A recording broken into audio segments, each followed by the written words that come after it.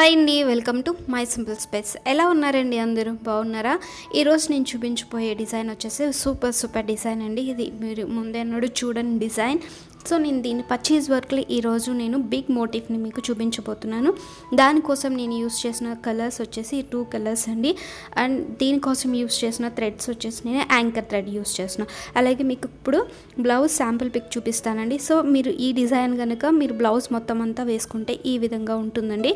So ఇలాంటి beautiful design మీరు తక్కువ సమయంలో తక్కువ ఎఫర్ట్తో ఎలా స్టిచ్ చేసుకోవచ్చు అనేది నేను ఇక్కడ చూపిస్తున్నాను.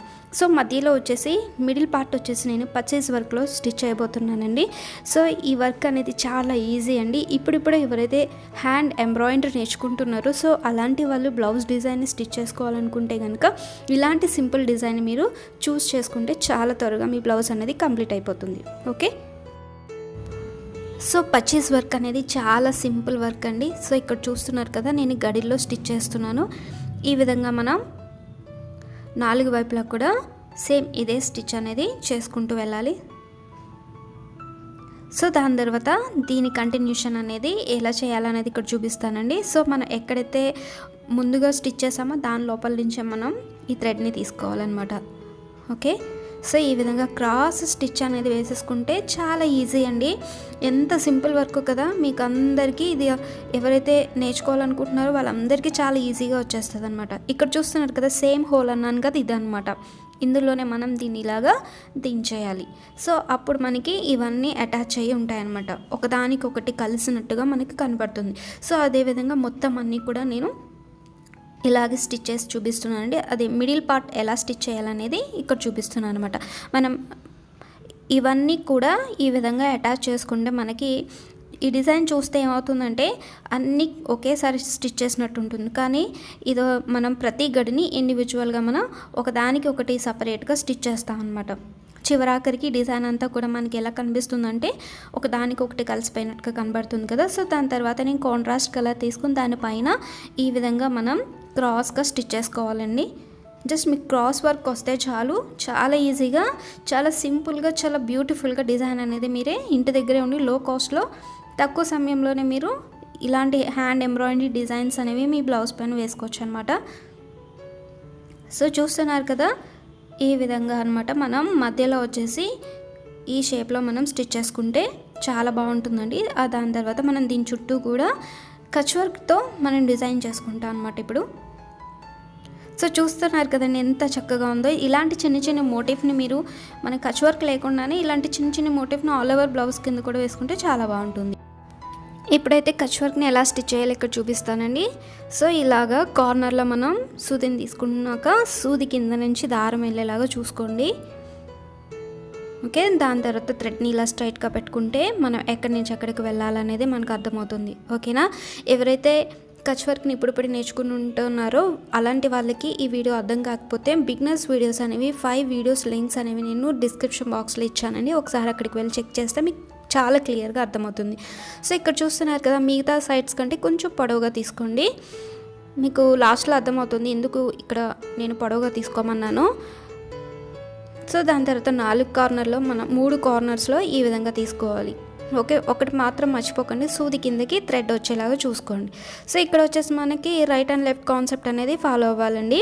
సో క్లాక్ వైజ్లో ఇలా చూస్తే ఇది రైట్ సైడ్, అలాగే ఇది లెఫ్ట్ సైడ్ వస్తుంది. రైట్ సైడ్ కిందకు ఉంది, లెఫ్ట్ సైడ్ పైకి ఉంది కాబట్టి యాజ్ ఇట్ ఈస్గా మనం ముందు కార్నర్లోకి వెళ్ళిపోతాం.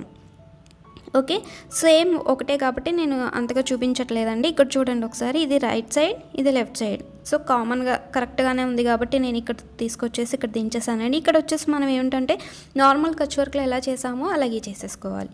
ఓకేనా, అంటే సూది కిందకి థ్రెడ్ వచ్చేలాగా అలాంటి కాకుండా రైట్ అండ్ లెఫ్ట్ కాన్సెప్ట్ అనేది ఫాలో అయిపోవాలి.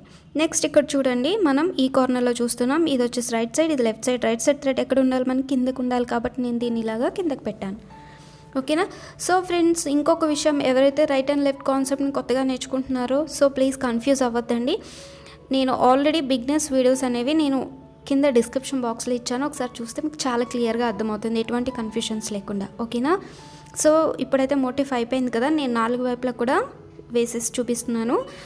సో ఇప్పుడైతే మనం అల్లిక ఎలా వేద్దాం అనేది చూద్దామండి. మీరు కచ్ వర్క్ని కొత్తగా నేర్చుకుంటుంటే కనుక ఎలాంటి భయం అవసరం లేదు. ఇది నేను స్టిచ్ చేయగలనా అన్న డౌట్ కూడా పెట్టుకోని అవసరం లేదండి. సో మన ఛానల్లో చాలా వీడియోస్ ఉన్నాయి, ఒకసారి మీరు చూస్తే మీకు చాలా క్లియర్గా అర్థమైపోతుంది. ఓకేనా? సో ఇందులో వచ్చేసి పచీస్ వర్క్ విత్ నేను సింధీ వర్క్ని మీకు చూపిస్తున్నాను అనమాట. సో ఈ డిజైన్ అనేది ఇంతకుముందు వరకు మనకి యూట్యూబ్ ఛానల్లో లేదు, అలాగే మన ఛానల్లో చాలా డిఫరెంట్ వీడియోస్ అనేవి ఉంటాయి. ఓకేనా?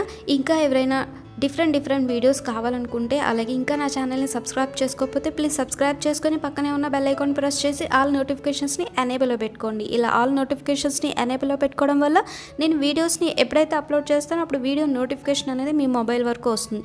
అప్పుడు నా వీడియో అనేది మీ హోమ్ పేజ్లో డిస్ప్లే అవుతుంది కాబట్టి మీరు ఈజీగా నా వీడియోని చూడగలుగుతారు. ఓకే? సో చూస్తున్నారు కదా, ఈ విధంగా మనం అల్లిక అనేది వేసుకోవాలండి. నేను చాలా వీడియోస్లో అల్లికని ఎక్స్ప్లెయిన్ చేశాను కదా. సో ఈ అల్లిక అనేది ఆల్రెడీ చూస్తున్న వారికి చాలా ఈజీగా అర్థమైపోతుంది. ఓకే? అల్లికలో పెద్దగా ఏముండదండి, మనం మెలికల ముగ్గులు వేస్తాం కదా, సేమ్ అదే విధంగా మనం మెలికలు వేసుకుంటూ వెళ్ళిపోవాలి. ఆ మెలికలు కూడా ఒకసారి ఇక్కడ చూస్తున్నారు కదా కిందకి, ఒకసారి పైకి ఇలా వస్తుంది అనమాట. ఆల్టర్నేటివ్ ప్రాసెస్లో మనం వేసుకుంటూ వెళ్ళాలన్నమాట. ఒకసారి థ్రెడ్ అనేది ఇలా మధ్యలో ఇలా వచ్చిన తర్వాత ఇక్కడ ఇలా కిందకు వస్తుంది. ఓకే? దాని తర్వాత మళ్ళీ ఇక్కడ దాని ముందు థ్రెడ్కి పైకి వస్తుంది, దాని తర్వాత ఇలా కిందకి వెళ్తుంది. అంటే జస్ట్ ఒకసారి కిందకి ఒకసారి పైకి ఇలా వెళ్తుంది అనమాట. ఓకేనా?